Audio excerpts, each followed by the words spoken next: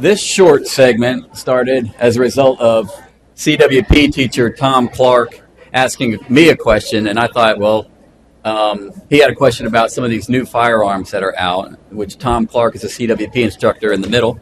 And I said, well, instead of me doing that, why don't I let some of the guys who actually know what they're talking about answer that? So we've also got Robert Merting, who's a perennial favorite, and again, Mark Kelly, retired ATF here. So take it away, Robert.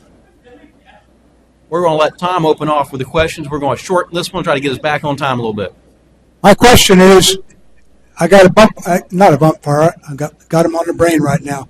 The Shockwave last summer, it's really nice. I had fun with it. I can control it up to about 15 yards without any trouble shooting from the hip. Didn't take much practice.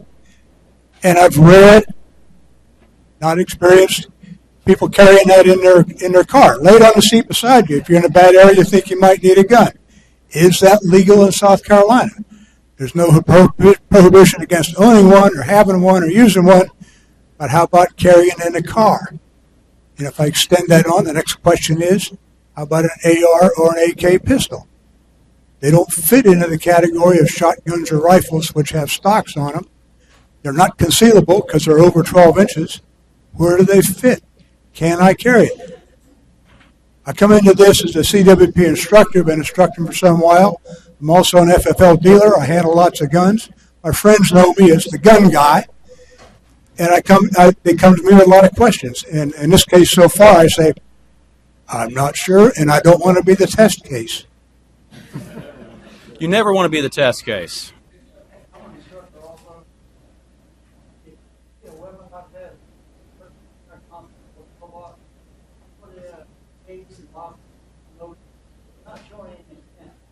No, it isn't a matter of carrying it in the car in a case. It's a matter of carrying it open in the car and ready to use, for instance.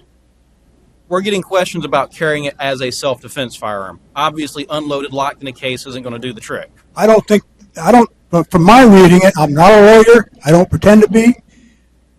I don't see any reason I can't lay it on the seat beside me. I could do that with a shotgun, although they're too hard to handle inside of a car. I could do that with a rifle, but they're too hard to handle inside of a car. I could do it very nicely with my Shockwave. So the question we have to answer is, first off, what is the gun? And then what will the state allow? So for those who don't know, what's pictured up there is a Mossberg Shockwave. Remington makes something out there called the Stakeout. It looks practically exactly the same. We'll start with the federal definition of what type of firearm this is. I'll start with the evolution of where this crazy thing came from. This started, if you'll just pay attention to this part here, the stock, somebody designed this for the purpose of taking what was a Mossberg 500 pistol grip, which had a barrel of over 18 inches, which was classified by ATF many years ago as a firearm. It's not really a shotgun, it's not a pistol, and it's not designed and intended to be fired from the shoulder, therefore it's not a shotgun, it's its own category, it's a firearm. So that's how this thing started life. Well, somebody got the great idea that they wanted to be able to put a 16-inch barrel on this, which would put it into an NFA category of a weapon made from a shotgun, because the concealability measurement in the NFA is 26 inches overall. So by creating the pistol grip, taking the pistol grip off, and put this crazy little this rearward extending grip on it, you could put the shorter barrel on it. Its overall length would still be over 26 inches. But for the purposes of this, it's not designed and intended to be fired from the shoulder, therefore it's not a shotgun. It's also not a pistol for a lot of ATF history, but we'll put it back into what South Carolina says you can and can't do with it. Do you think this will fit in a glove box? Is this a handgun? It's not a handgun, and it won't fit in a glove box, but it's not a shotgun. So under South Carolina law, I don't believe you can carry it open in a vehicle legally. Well, that's where we get into federal definitions and state definitions. So for South Carolina, we can look at state definitions, which are going to be found in 1623.10. That's the definition for handguns, which says a gun meant to be fired from the hand, singular. I wouldn't want to fire that from the hand, singular. I don't think anybody designed that gun to be fired from the hand, so it's not a pistol. Next, we can look at... I have done it. As a test, I have done it, and I can't control it. It was a low brass 12 gauge, I'm not shooting high brass in that puppy. It's a low brass 12 gauge. In it, I can't control it. So I tried it once to tell you, yeah, it doesn't work. They always make a better fool. All right, so most people aren't going to try shooting this from the hand. It wouldn't qualify as a handgun. So next we look at the state definition for shotguns and rifles.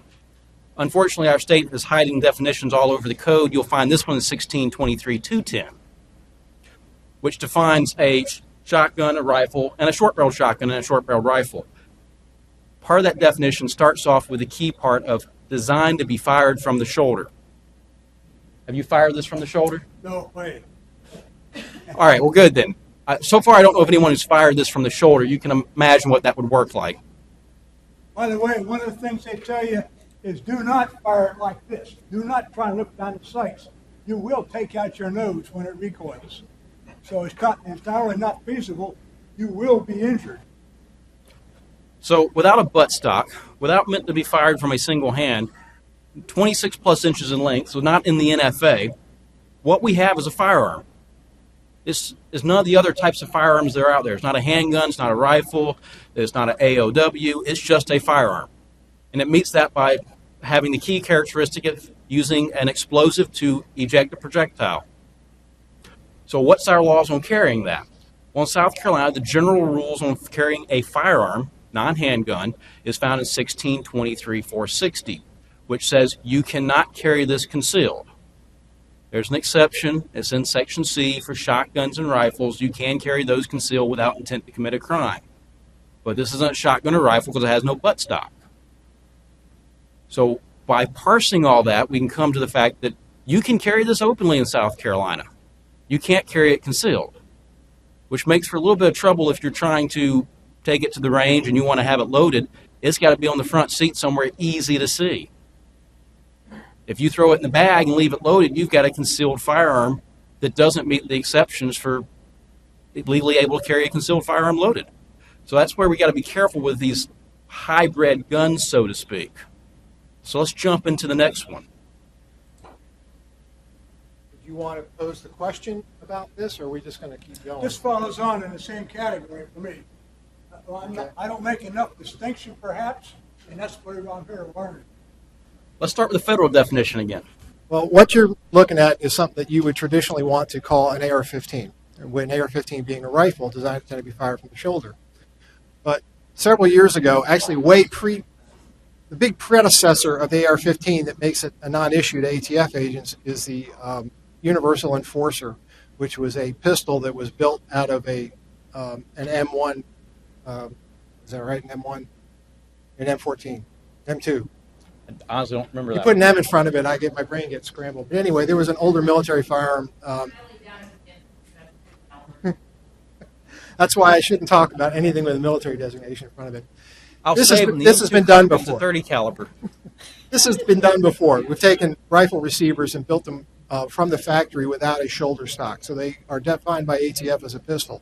So when this was built, whoever built it, this is not a shoulder stock. This is a buffer spring tube that's contained in something that is not a shoulder stock. It is what this started at was the SIG pistol, the SIG arm brace. This one just looks more rigid in this picture than it actually was intended to be. I don't really know how this evolved. This is what ATF fights against all the time. They make one decision, allowing the SIG arm brace as something you can attach to a SIG pistol, and it's still a pistol. It's not intended to be a shoulder stock. But then they have to come back and clarify it and say, if you shoulder this yourself, then you have individually created at that moment a short-barreled rifle, which is an NFA weapon. So this is what's put us into this category. ATF will look at this every day, tell all local law enforcement this is a pistol. This is not designed and intended to be fired from the shoulder, and it should be treated like a pistol. All right, so ATF is telling us it's a pistol. That piece you see on the end where the buttstock is actually meant to go over your arm, your hands grabbing that pistol grip, and that allows you to control it with one hand. Now you can reach out and grab the other one if you like. It's the same as taking the two-hand stance on a revolver, but it's meant to be fired from a single hand. So that puts us into the situation that this is now a handgun under South Carolina law. So the prohibition on carrying handguns, 162320, is going to govern for us. And that says you can't carry a handgun unless you meet one of 16 exceptions. It's always a good law when you need 16 exceptions. So, what is the most used exception? A CWP. Do you ever get questions about carrying your pistol AR? No. And how would you answer those questions? This is why he doesn't get them. I would answer that it can't carry it concealed because it's over 12 inches, and that's part of the law. Concealed weapons have to be 12 inches or less.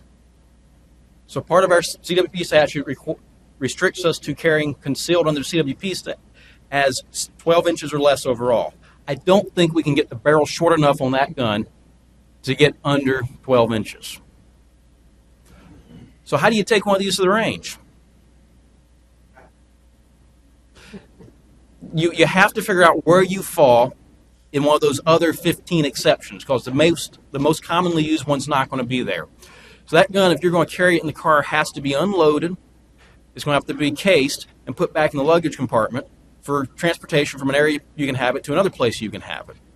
Which then leads us to the common problem that people buy this as a shortcut to a short-barreled rifle, no NFA paperwork, and they want to treat it like a rifle. It looks like a rifle. While you might be able to throw that rifle in a bag loaded underneath the back seat, you can't do that with the pistol. So that just kind of creates a bit of a trap for clients and for those asking. So that's something to be aware of. What may not be obvious that I need to point out to all y'all that aren't really into gun laws is there are no federal carry laws. I always have to reemphasize that. The federal laws don't speak to how you carry things. So it's all left to the states to dictate that. The other thing that threw me off about that last picture with the pistol brace is that one's got a rigid lower on it, which I don't understand the purpose of this. The original SIG arm brace has a flexible Velcro strap that straps to your forearm. Why this is rigid plastic, I have no idea. It mimics a shoulder stock, but it has no purpose as a shoulder stock, because if you held it up, by the time you brought it back to your shoulder, you'd have the extractor in your nose. It just makes no sense. I can answer part of that. There's another kind of brace that is a vein. I got to wave my arms. Oh, okay. It fits up against your forearm, does not wrap around it. So it's just a blade that rests on your forearm. So if it rests on your forearm, it helps to stabilize it. In the SIG version, it wraps around your forearm and holds it rigid, but with just the flat part up there, it doesn't have to wrap around. It just has to rest against your forearm. All right. Well, that answered my question. It's short. It's not extendable. And the original theory of the SIG arm brace was for a disabled veteran who had lost his left arm, wanted to be able to have a stable platform to shoot an AR. Now we're going to get the more exciting topic that we've touched on, and that is the bump fire stock. And that is a bump fire stock in all its glory. Would you care to explain the functioning behind those? I'll try. Somebody touched on it earlier. Basically, this shoulder stock sits in your shoulder, and you put your finger against a piece of plastic that extends forward into the trigger guard. And if you rest your finger on that trigger guard, that piece of plastic outside the trigger guard, and you pull the trigger once, the spring action in the shoulder will bounce your finger repetitively against the trigger without you having to do anything else. But the trigger has to be pulled every time a shot is fired, so it does not meet the definition of a machine gun. It never did. ATF ruled years ago that a bump fire stock is not a part that converts a semi-automatic rifle into a machine gun. As recently as December, our acting director was testifying on the Hill again about, that ATF, basically Congress is asking ATF to go back and change its mind, and how difficult they're making that for us. If Congress wants to make bump stocks illegal, they're going to have to draft a law that has all of the definitions in it, because they're in a position of asking ATF to change their mind. And ATF warned them that we'll have to go through public hearing process under the combined federal rules, and this could take months. And we really don't know where it's going to go from here, but Congress has punted to ATF on that decision. And what the ATF has done is essentially correct. I'll stand by them on that one, and that there's a multiple function of the triggers. What they've just allowed to do is the gun to vibrate. There are some proposed changes on that. There's the regulation changes. There's some push by Democrats to get something through Congress. Good luck with that. It'll be just as good as our chances of Republicans getting concealed carry through. So we're stuck with wanting to see what the ATF does, and unfortunately, they're playing the special team over here and figuring out what to do with the punt. Well, Robert, some here unoriented or oriented like Las Vegas. The reason for this whole Bumpstock to cover the covered ground that I didn't think anybody could miss, but I could be wrong. I don't watch TV. The shooting in Las Vegas, which is one of the most deadly in U.S. history, the perpetrators alleged to have used a bump fire stock to get off as many rounds as he did. There's, of course, questions about whether or not he could have done that accurately. There's also a question about whether or not he needed to be accurate, given the size of the target he was working with. But it was found that he had a whole bunch of rounds fired, and he had several guns, some which included the bump fire stock. We can show you a couple of quick videos if anybody is interested. There's actually a way to take a standard rifle, and you can use a belt loop to fire it in the bump stock fashion. When we talk about the bump stock, pulling the gun forward into the trigger. So you've got something to hold the trigger. Take the belt, put the thumb, that gives you something to hold it. You now pull that gun forward, and if you hold it just right to vibrate, you vibrate into the trigger. In essence, your belt loop is a machine gun if you want to consider bump fire stocks machine guns. But they still don't meet the definition of a machine gun because you have to pull the trigger every time. It's just a matter of how the trigger is being pulled each time. I said we had videos. If while he's loading the video, the part of the background of those Shockwave shotguns is that people got on a kick about 2 years ago about super shorty shotguns, which are something you have to register or get a manufacturer license to make, but it's hit and stop.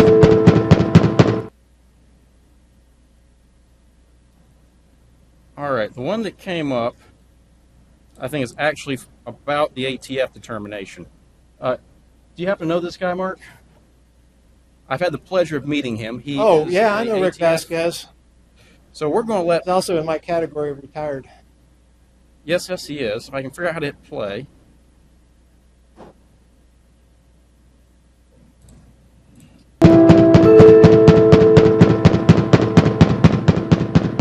That's the bump fire in action. Right in there. Now, this is an AK type firearm. And this is one of the things that the media and the talking heads always get wrong. An AK-47 is an automatic Kalashnikov model of 1947. It is a real machine gun made in Russia.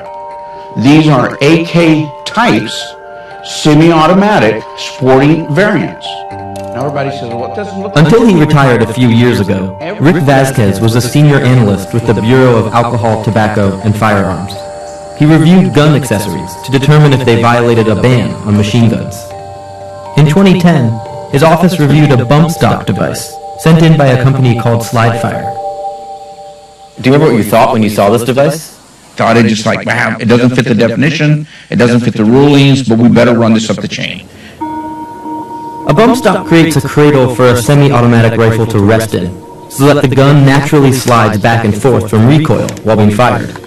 If the shooter pulls forward at the same time, the trigger will hit his finger quickly and repeatedly, creating the effect of machine gun fire.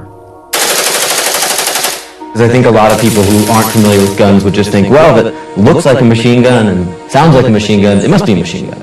You're exactly right. And of course, we've got a lot of criticism over this. So why is it not a machine gun? If Congress wants to change the law and come up with a new interpretation, then ATF will follow that new interpretation. But until they do that, they have to go by the guidelines they have today. Those guidelines are based on a 1934 law that defines what a machine gun is. According to the law, a machine gun must fire multiple bullets with a single function of the trigger. But when technicians tested the slide fire bump stock, they found that although the bullets came out rapidly and in a continuous flow, each time you fired a shot, you technically pulled the trigger. That might sound like a trivial difference, but drawing the line between trivial differences is precisely what regulators are expected to do. We'll stick with the AR before we shoot the AK. All right. Vasquez took us to his local gun range to show us how bump fire works, and to show us something else, that you don't even need a bump stock to create the same effect. When somebody bump fires, think of this as a bump fire stock and able to move. Okay. So what happens is, I pull the gun into my trigger finger, and then because I'm holding it a certain way, it'll continue to bump back and forth against my trigger finger. With the recoil, but you're pulling. Is that Correct. It's like a reverse energy. I'm pulling forward, the recoil's going rearward. Have people discovered a way to bump fire without a device, without a bump stock? Guys figured out that if you held the gun loosely and practiced with it, you could get the gun to recoil against your finger. I've never done it. I can attempt to do it now and see what happens. I mean, we should try, right? We can try.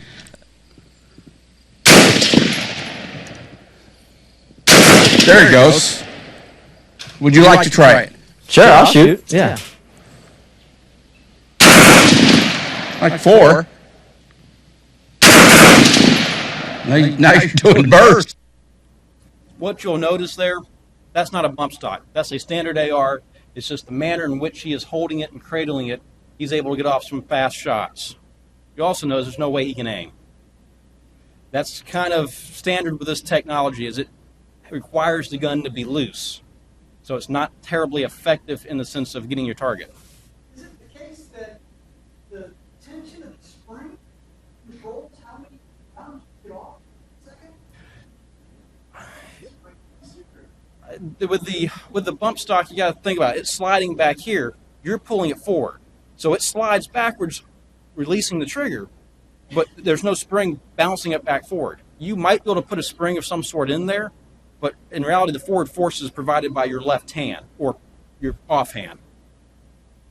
Well, there's some tension there, isn't there, in the slide? And so when you pull back forward tension, you pull out. That's what the forward motion of your offhand is what provides that tension. The recoil of the gun itself provides reverse.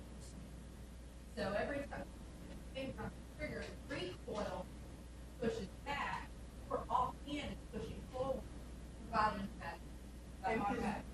This is the recoil. The internal. The recoil is a function of the explosion and the projectile being pushed forward, the gun being pushed backwards as a response to the projectile coming out. So could, I guess, bring the ammo control if it's going to come out, therefore, I don't think you could effectively control the rate of fire. You might make minuscule differences, but as far as statistically significant, I do not believe you would. We're looking at just how quick the speed is. You might notice something different between one caliber to another, but in reality, it's all happening extremely fast. The buffer spring is having to do with how quick the bolt cycles. So, yes, if the bolt's cycling quicker, the gun can shoot quicker. There's no question about that. You got two different things going on here. There's a reset of the trigger. First off, the trigger's got to come all the way back, reset, go forward so it can pull again. And then in the meantime, you have the cycling going on that unloads the empty and reloads the round. So those two things are happening. If they get off, you're going to stop fire. You have to restart. As you notice with what they're doing, they're getting 4 or 5 shots, and then things are off, they've got to restart. So bump fire is just a way of firing a standard semi-automatic rifle. It takes a lot of practice to be able to bump fire and get the strength. I've tried. I'm not sure I believe these guys as that's being their first time. So I'm not buying that. Mark, you got anything you want to add? no, I knew how good that video was. I have not seen this video. Steve, you want to go ahead and cut the lights back on? And do y'all have any questions? We know we're a little bit behind on time, so I'm not going to watch the whole video. It goes on to do the same thing with an AK.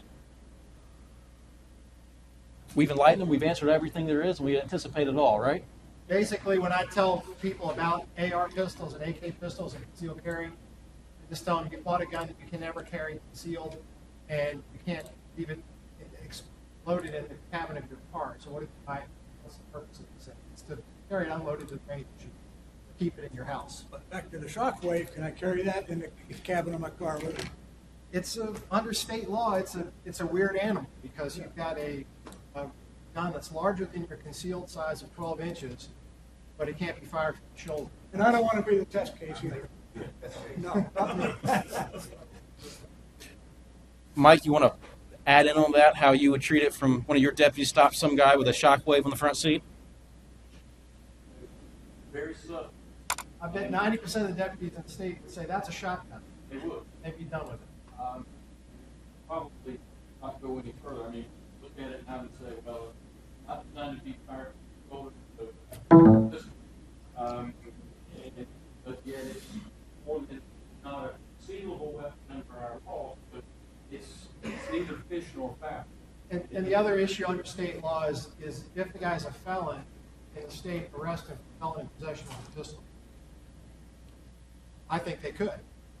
With the Shockwave, I don't think it's a pistol. Well, feds think it's a pistol. No, the feds think it's a firearm.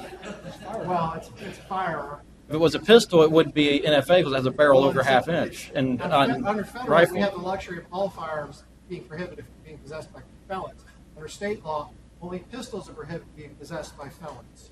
Although I see deputies arrest guys for felon in possession on shotguns and rifles a lot.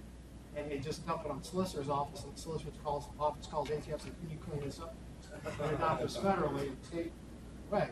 So if you've got a deputy on the side of the road with a felon who has a pistol grip shotgun, is it a handgun under state law?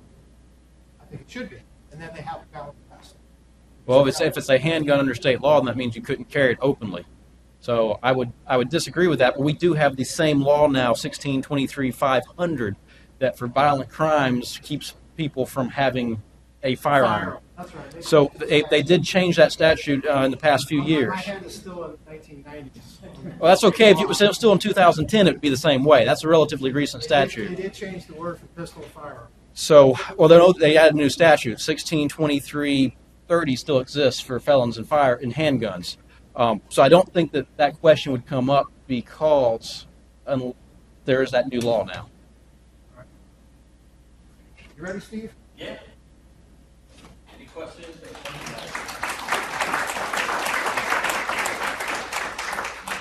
We're going to be emailing you tonight evaluations too.